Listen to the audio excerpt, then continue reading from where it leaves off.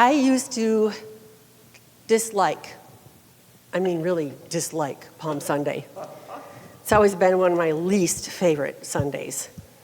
At the parental level, I hated my kids always swatting each other with the palms and taking everybody else's so they could braid them.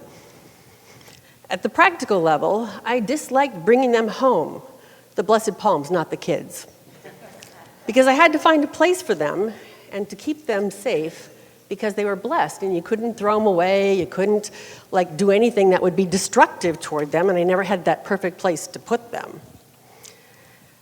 But mostly, at the Christian level, I hated participating in the pomp and circumstance, the hypocrisy of walking with the Jesus and singing, "Hosanna, save us," not knowing, or then later, a week later, crying out, "Crucify him." These were the same people who made those two calls. So Palm Sunday has always felt a little hypocritical to me. But today, I appreciate Palm Sunday because I realize that's exactly the point of this celebration. It's intentionally uncomfortable. It's supposed to be a juxtaposition that reveals significant tensions in our world. It pits the true power of humility against the perceived power of might. It juxtaposes glory and mystery against perceptions and certainty.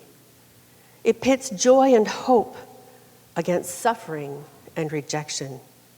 It ties the Lenten season up with a bow because Palm Sunday without Ash Wednesday is just triumphalism. But Ash Wednesday without Palm Sunday is just despair.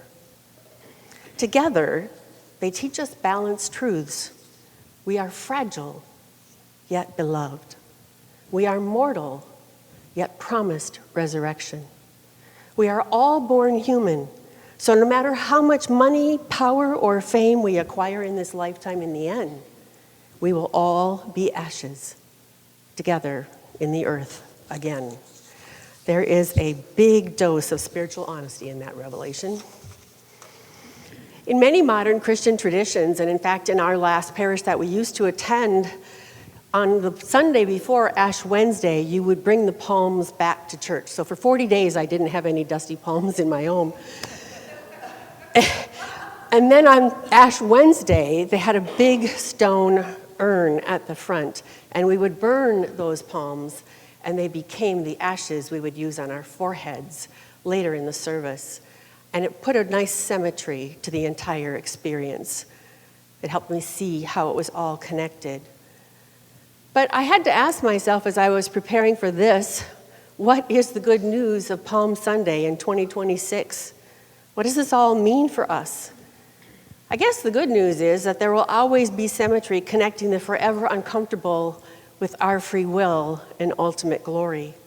There will always be darkness, and sometimes may seem darker than others, but the light will always win. This doesn't mean it comes free and easy.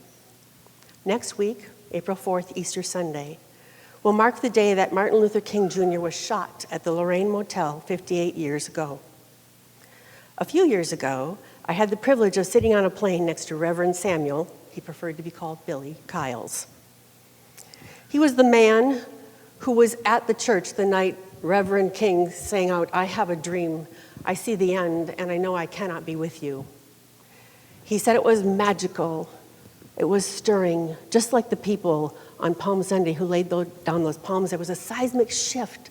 Something was different, and everybody felt it.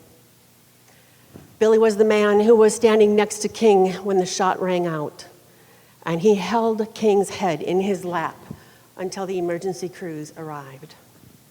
So for several hours on a long flight, he talked me in chilling detail through everything that happened, and the fact that King was supposed to go to dinner at his house that night and was not ever going to make it there, and the fact that he and Abernathy and Jackson and LaFay and Lawson and Young and so many other reverends carried on that work long after the day. And the fact that they went through death threats and lots of dangerous situations and potential and sometimes actual harm. And I asked him, as I always do, my odd questions that make people nervous. I asked him, what was the cost? What was the greatest cost to you?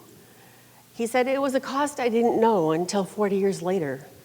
It was the cost of our children who had to go to school at tender ages and experience the fight of desegregation when they were unarmed and unprepared.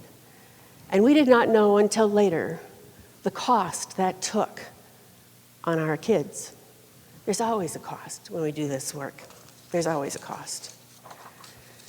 When leaders with an inspiring vision who try to make our world a better place, like Gandhi and Mother Teresa and Dorothy Day, Mandela, Chavez, Tutu, I could go on and on, there are so many names.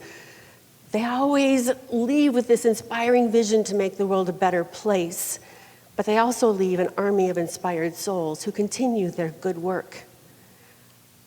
And many make the world a better place know that it is not for the faint of heart.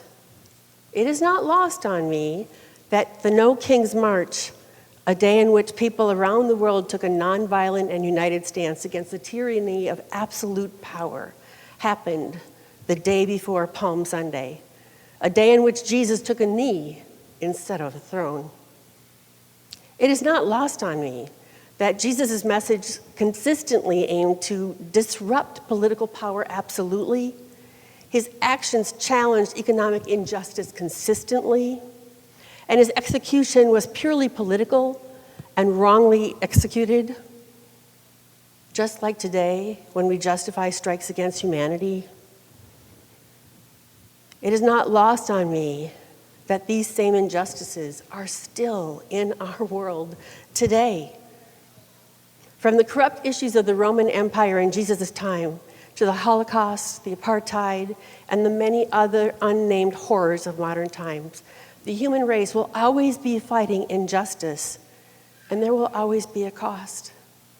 But within our very tiny, mighty faith community, our members are active. I know all of us have been engaged to make the world a better place. So there's this list, and it's not even a comprehensive list. I know there's way more things than are what are actually on the list of the things I know. But just in the years that I've been a member of this church, we have stepped up, we have cleaned parks, we have filled food containers that feed my starving children. We have served the homeless at soup kitchens. We have stood for justice on the Dakota Access Pipeline conflict and risked arrest. We have implemented restorative justice practices in the prison system. We have fought to have the innocent removed from prison. We have schooled ourselves on how to be constitutional observers related to ICE activities. We have risked physical harm and verbal abuse. We have marched repeatedly in Minneapolis in the last several months against the injustice of brutal deportations and the killing of innocent but determined defenders of justice. Some of us have retrained ourselves to be political activists and distributed information about the importance of attending caucuses. Some of us have reschooled ourselves to be volunteer immigration lawyers so we can help. We have donated and packed bags and delivered food to immigrant shut-ins. We have frequented and supported struggling immigrant businesses and small businesses. We have purchased luggage for those who need to flee because they don't want the deportation. We have stood for hours in prayer and solidarity with national and international clergy. We have joined justice choirs to raise our voices in peaceful, harmonious protest. We have dragged our children, our neighbors, and our candles into the streets for pop-up memorials. We have generated lists for worthy causes that need our donations.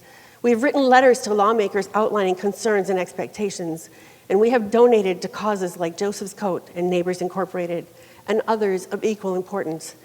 We have knitted or crocheted resistance hats and hat pins. The list goes on and on. Look around you. Look to your left. Look to your right. Look behind and wave at the people online, because they are part of us and we are all of us, and we have done this work. We continue to be the feet and the hands and to walk the journey we were asked to walk. It is not easy. We do not take this mission lightly, and we know that we are not done. But I could not be prouder to be a member of this small faith community. We are small, but we are mighty. Today, I can easily and imperfectly, because we are human, wave my palm branches and sing, Hosanna, save us. Please save us. I readily understand that the work we need to do in our lifetime will never end, but still we go forth. And when it comes to addressing world issues, there's no such thing as success, because that sounds finished. And change just sounds too neutral. We simply reorient our idea of reality. And then we go on requiring things that need care. But in the end, at the end of the day, there's a trick that the very first Palm Sunday participants faced, and I think we face it today in 2026. And it's this. When the crowd waves their palms and their branches on that day, maybe just like you and I today, they were remembering past revolutions and praying for another one. But Jesus came to lead a different kind of revolution, one that would not conquer enemies, but instead transform hearts. Maybe like they did then, we still begin by celebrating a God we think we want, who will transform our world, but in the end, encounter a God who instead transforms our hearts. Where am I asking God to meet my expectations instead of allowing God to transform them? I pray that this Holy Week, the pinnacle and the most sacred of all Christian faith traditions, you and I can open our hearts and our minds wide enough and deep enough to accept God's transformation of our individual hearts as we carry the torch forward.